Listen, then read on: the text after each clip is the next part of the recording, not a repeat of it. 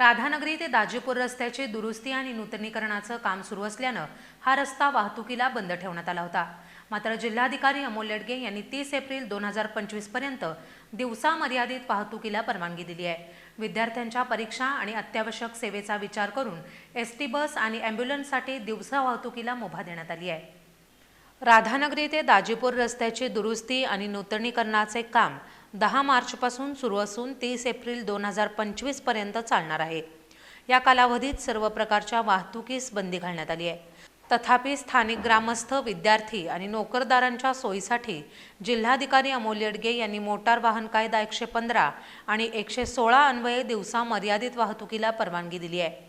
या निर्णयामुळे महाराष्ट्र राज्य परिवहन मंडळाच्या बस सेवा आणि अत्यावश्यक सेवांसाठी ॲम्ब्युलन्स दिवसा वाहतुकीसाठी वापरता येणार आहेत।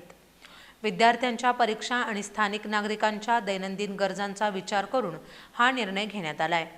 दरम्यान अवजड आणि मोठ्या वाहनांची वाहतूक पूर्णपणे बंद ठेवण्यात आली आहे।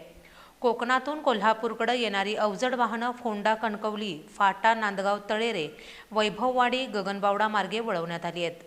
तसंच कर्नाटकातून येणारी अवजड वाहनं आंबोली, आजरा, गडिंग्लज किंवा संकेश्वर, गडिंग्लज, आजरा, आंबोली मार्गे कोकणात पाठवण्यात येत आहेत।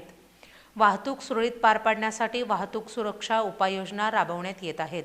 स्थानिक नागरिकांनी आणि वाहन चालकांनी प्रशासनाच्या सूचनांचं पालन करावं असं आवाहन करण्यात आले।